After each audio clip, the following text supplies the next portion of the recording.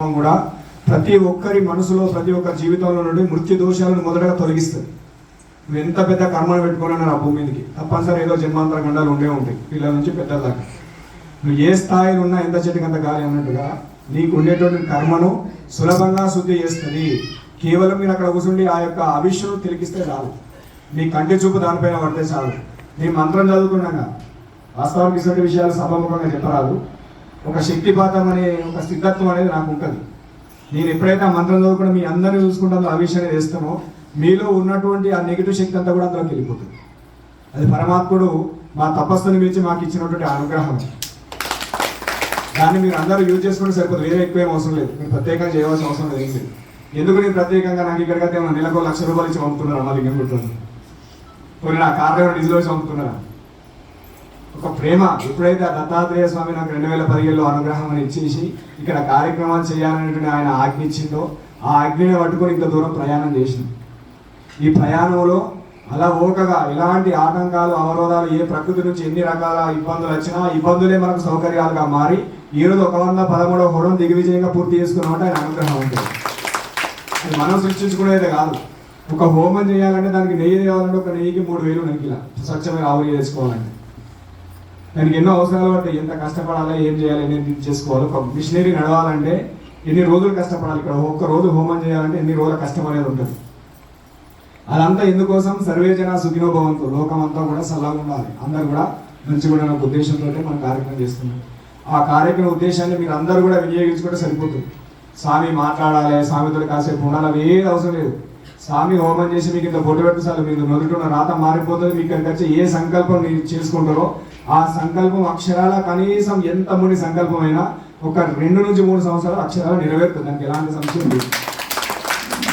సంకల్ప సిద్ధికి 3 నిమిషాలు, 3 రోజులు, 3 నెలలు, 3 సంవత్సరాలు అని చెప్తారు శాస్త్రం. ఇది మనలో ఉన్న సంకల్పం సిద్ధి కావడానికి. అదేవిధంగా నువ్వు చేసినటువంటి పాపం పడడానికి కూడా 3 నిమిషాలు, 3 గంటలు, 3 రోజులు, 3 నెలలు, 3 సంవత్సరాలు. నీలో మంచి ఉంటే తప్పనిసరిగా అదే పరిణామం ప్రకారంగా సిద్ధిస్తుంది. నీలో చెడుంటే కూడా అదే పరిక్రమ ప్రకారంగా నిన్ను ఖరాబ్ చేస్తుంది. దీని అర్థం ఏంటంటే నువ్వు ఎక్కడికన్నా ఏదైనా చెయ్యి, నీ మనసులో మంచి భావనతో లేదు. లోకం మంచిగా ఉండాలి, నేను మంచిగా ఉండాలి, అందరూ కూడా మంచిగా ఉండాలి, ఒక సంకల్పంతో లేదు. ఆ సంకల్పం నీకు సిద్ధిస్తుంది. అది నిన్ను అక్షరాలా తీసుకుపోతుంది. ఎంతోమంది మహాత్ములు చెప్పుకున్నారు, మనలో ఎలాంటి భావాలు కలిగి ఉంటామో అలాంటి ఫలితాలే మనకు వస్తాయి. మనలో ఎప్పుడైతే నెగిటివ్ భావాలు పెంచుకుంటామో మన జీవితమే చెడు వైపు ప్రయాణం చేస్తుంది. అంటే మనిషిని నిలబెట్టేది కింద పడేసేది సంకల్పం మాత్రమే. దానికి ప్రకృతి వికృతిగా అంటే మంచిగా చెడుగా ప్రకృతి అనేది సపోర్ట్ చేస్తుంది. ఆ సపోర్ట్ మనం అందరం కూడా గుర్తించుకొని ముందుకు వెళ్ళేటువంటి ప్రయత్నం అనేది చేయండి. అందరికి కూడా ఆ హోమాన్ని ఎప్పుడు ఏది జరిగినా అంటే చాలా మంది ఎందుకు చెప్తున్నది అంటే లాస్ట్కు హోమం అయిపోయే ముందు వచ్చి కూర్చుండి బొట్టు పెట్టుకొని పోతాను. అట్లా చేయడం వల్ల ఏమో ఫలితం ఉండొచ్చు. అంటే సత్యనారాయణ స్వామి వ్రతం చేసినప్పుడు తీర్థ ప్రసాదం తీసుకుంటే ఫలితం వస్తుంది నిజమే. కానీ ఎట్లయినా వస్తున్నారు ఆ వచ్చేది ఒక 2 గంటల ముందు వస్తే 4 మంచి విషయాలు తెలుస్తాయి.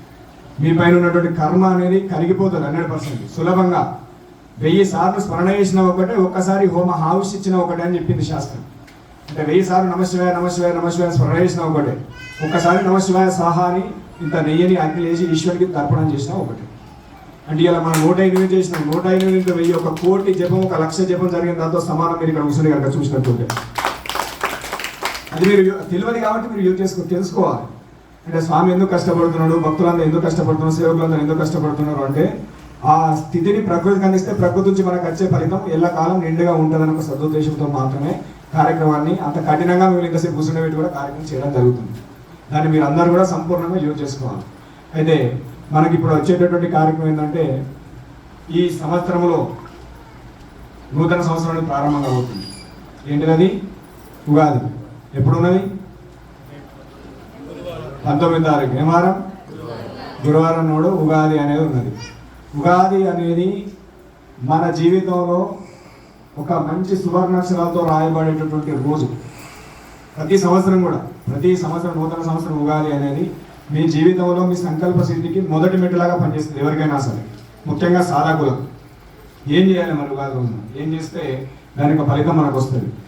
మంత్రదీక్ష తీసుకున్న వాళ్ళు, అంటే ఎవరి ద్వారా గురుబోధ తీసుకున్నా సరే, మంత్రదీక్ష తీసుకున్నా సరే, అంటే గురుదీక్ష వేరు మంత్రదీక్ష వేరు. చాలా మంది అవి 2 ఒకటే అనుకుంటారు. దాని విధానం మన తర్వాత చెప్తాను మీకు. ఇదే రోజు చెప్తే ప్రయత్నం చేస్తాను.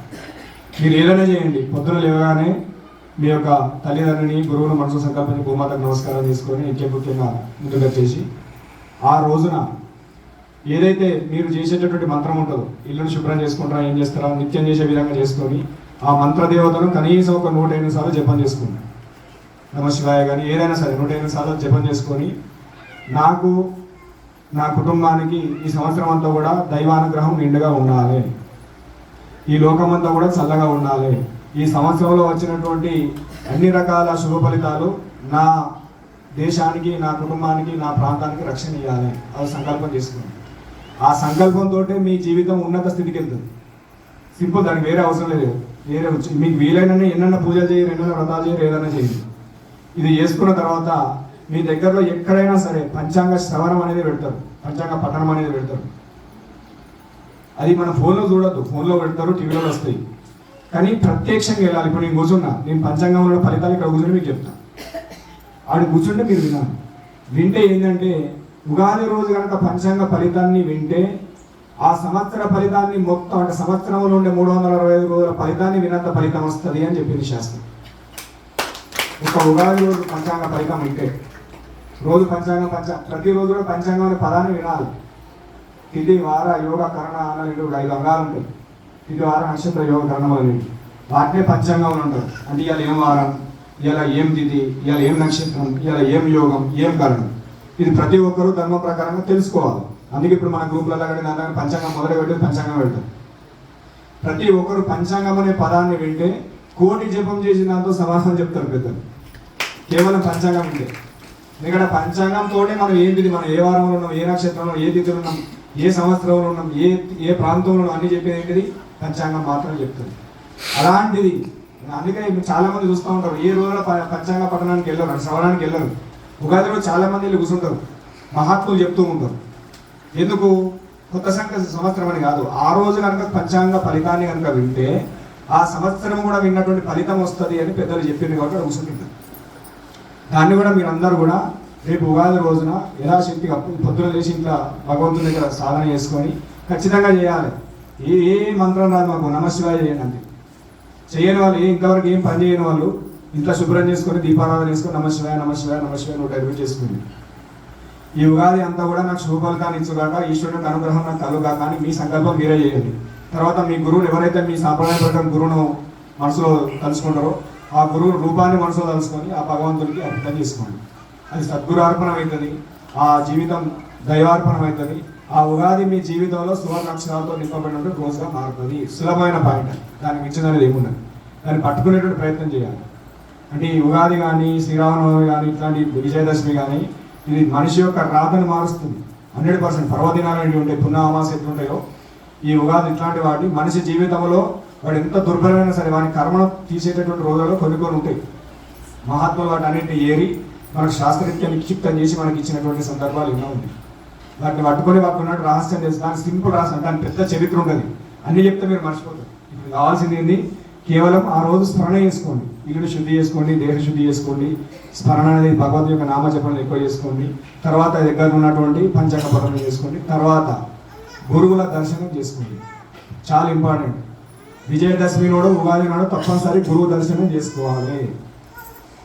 అది మీ జీవితానికి ఎల్లకాలం ఆ సంవత్సరాంతం కూడా గురువు సన్నిధిలో కూర్చున్నంత ఫలితం ఇస్తుందట. గురువు రోజు ఈ ఉగాది రోజు గురు దర్శనం చేసుకుంటే, విజయదశమి నాడు గురువు దర్శనం చేసుకుంటే చాలా ఇంపార్టెంట్ అన్నమాట. అందుకే దసరా పండగ నాడే గురుడు అనే ఒక పాట ఉంటుంది.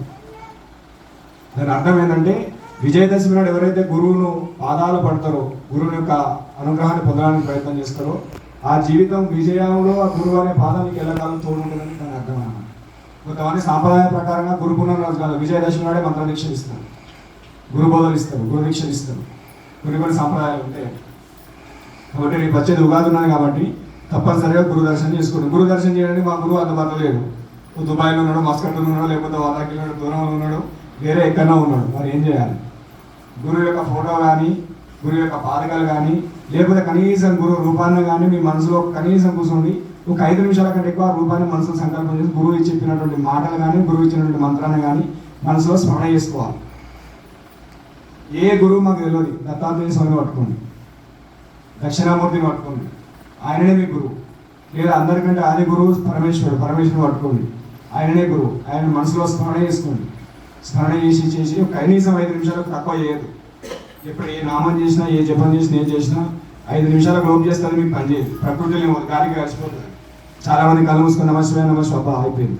మీ పని మేము చేస్తాం.